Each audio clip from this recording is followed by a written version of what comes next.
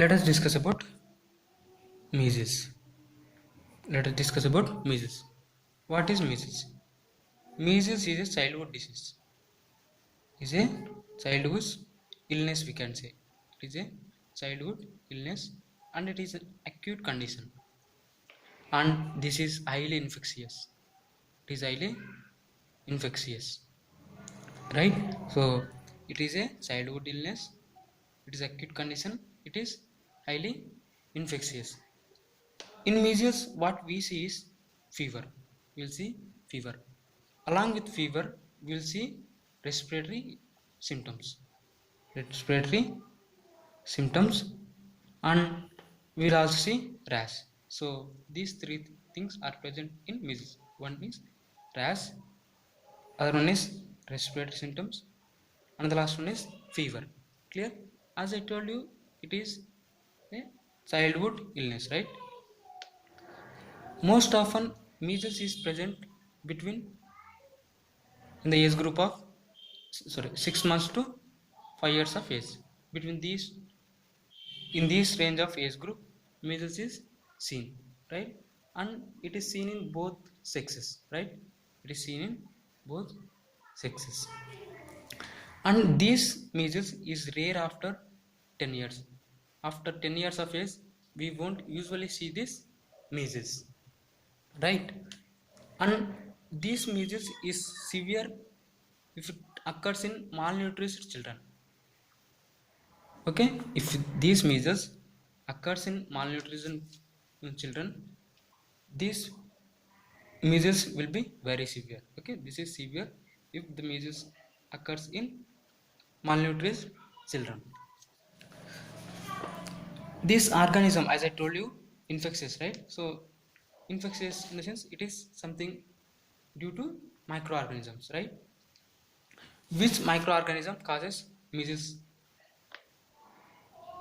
It is caused by measles virus. It is a paramyxovirus. Paramyxovirus. This virus is present in the secretions. Is present in the secretions of deceased child. In which secretions? We'll see this in nasal secretions,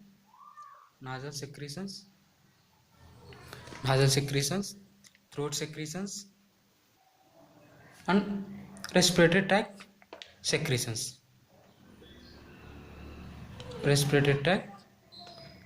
So this measles virus is present in secretions. Which secretions? Nasal secretion, throat secretions, and respiratory tract secretions. Okay, and this, as I told you, it is present in secretions, right? So when it is present in secretions, in which through which route this virus will spread? Mostly it spreads by droplet, right? It spreads by droplets, or sometimes clothes or fomites contaminated with this virus. Sometimes even fetal transmission also seen. Fetal transmission is also seen. So through these secretions, disease is transmitting from one person to another person, right? When the child is exposed to these secretions, after 10 days of exposure, we'll see the clinical features. Right? After 10 days of exposure, we'll see clinical features. Let's see what are these clinical features.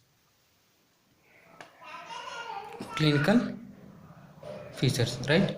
These clinical features are divided into 3 stages. One is prodromal stage, or this stage is also called pre-eruptive stage. As I told you, there are formation of rash. There is formation of rash, right, in this measles. So before the onset of rash, this stage is called prodromal stage. Second stage is eruptive stage. Third stage is post measles stage. right? Post measles stage. Post measles stage. Let's see each one of these stages. The first stage, as I told you, prodromal stage or pre-eruptive stage, right? In pre-eruptive stage, what we see is fever. See here, this fever is the first symptom. Is the first symptom. Another symptoms include red eyes, lacrimation, photophobia, vomiting, diarrhea. When there is diarrhea, due to this diarrhea, we'll see some vitamin deficiencies. Even the child can undergo malnutrition also. So, due to this diarrhea, what we see is vitamin deficiencies, most often vitamin A. Okay, we'll see vitamin deficiency. Most common deficiency is vitamin A deficiency. Sometimes the child can undergo malnutrition also due to this diarrhea. Clear? After the onset of fever, after 2 days of fever, after 2 days of fever, we will observe some spots. Where are these spots present? They are present on the buccal mucosa. How these spots look like? They are blue dots. They are blue spots or white spots. They are blue or white spots. Around these spots, what we see is erythema, right? So after 2 days of onset of fever, on the buccal mucosa, you will see some spots. These are blue or white spots. These spots are surrounded by erythema, right? And these spots are present opposite to first or second molar, right? Where are these spots present? They are present on the buccal mucosa, just opposite to first or second molar. Clear? And one important thing that we have to remember about these spots is these spots are pathognomic feature of measles. And these spots are called Koplik spots. Remember this name. This is very very important because this is the pathognomic feature, and with these spots we can diagnose the measles. Clear, guys? This is about prodromal stage.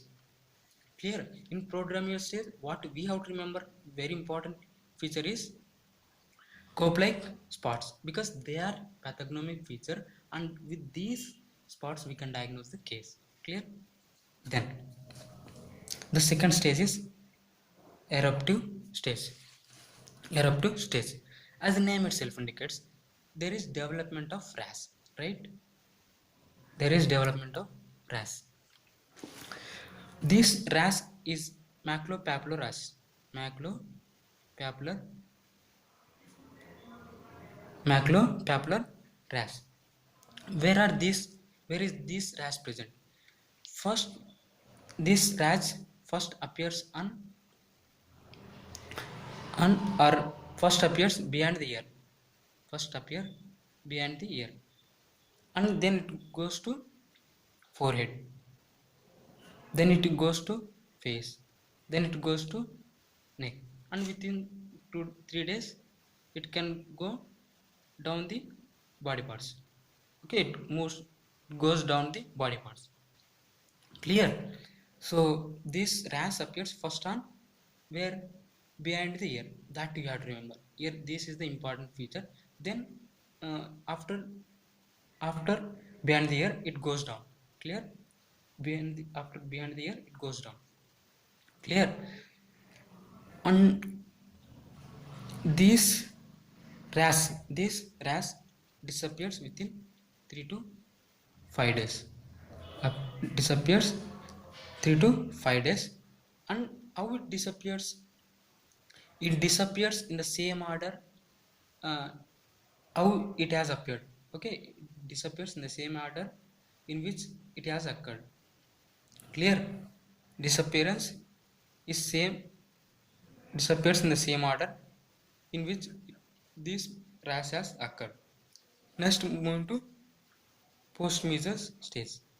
Okay, in post-measles stage, what we see is after measles there will be decrease in cell-mediated immunity. Clear? This measles causes decrease in cell-mediated immunity. Due to this decrease in cell-mediated immunity, what we observe is decrease in resistance, right? Due to this decrease in resistance, there will be development of secondary bacterial infection. Secondary bacterial infections. Clear? And there will be some tissue injury also. Tissue injury. And sometimes there will be stunted growth. Stunted growth, right? So all these things takes place in post measles. Clear? Let me revise these clinical features. These clinical features will develop in 3 stages, right? The first one is prodromal stage, second one is eruptive stage, third one is post measles. In prodromal stage, what are the important points that you have to remember? The first one is fever. Fever is the first symptom. Another less important point that you have to remember is Koplik spots. Koplik spots. These Koplik spots, they are the pathognomic feature, and with these Koplik spots we can diagnose the case. Clear? In eruptive phase, what are the important points that you have to remember? Rash. The order in which rash appears. First the rash appears behind the ear, then it goes down. Clear? And this rash disappears in the same order in which it has occurred. This is eruptive stage. In post-measles stage, what we observe is decrease in cell-mediated immunity. Due to this, we'll observe secondary bacterial infections. Right? This is about clinical features. Next, we'll see complications. We'll see complications. Complications of measles. What are the complications that we can expect due to this? Due to this measles. Complications. As I told you, there is decrease in cell-mediated immunity, right? There is decrease in cell-mediated. Due to this, what we can observe is secondary bacterial infections, right? Secondary bacterial infections. And other complications are otitis media. This is very, very important. Okay, this is very, very important. Complications of measles is otitis media. This we have to remember. Clear? Sometimes due to this decrease in cell-mediated immunity, the immunity of the host or the child will go down, and this results in worsening of underlying infections. Like if there is TB, suppose if there is TB, then this TB will become worse because the host of the child is going down, right? Sorry, because the immunity of the child is going down. Due to this, the TB will flourish. In such cases, when you do Montague stage, what we see is decreased response. Decreased response. Right? Other complications include giant cell pneumonitis, tracheobronchitis.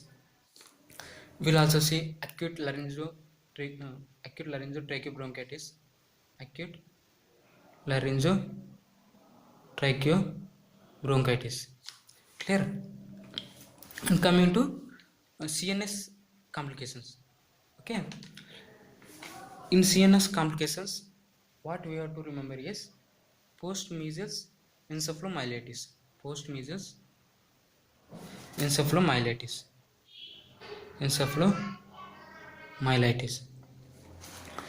Measles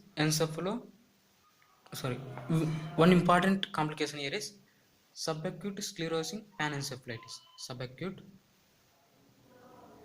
sclerosing panencephalitis, right? Subacute sclerosing panencephalitis. Here, two important complications that you have to remember are One is otitis media. Otitis media, right? I have underlined here, right? Otitis media. The second one is subacute sclerosing panencephalitis. These are two important complications that you have to remember. This can be asked in viva also. Clear? This is something about measles. You go to your home and you refer your books also, because uh, I have covered all the important points, and if there are any other points to be covered, you will get to know with the help of your textbooks. Okay, thank you for watching.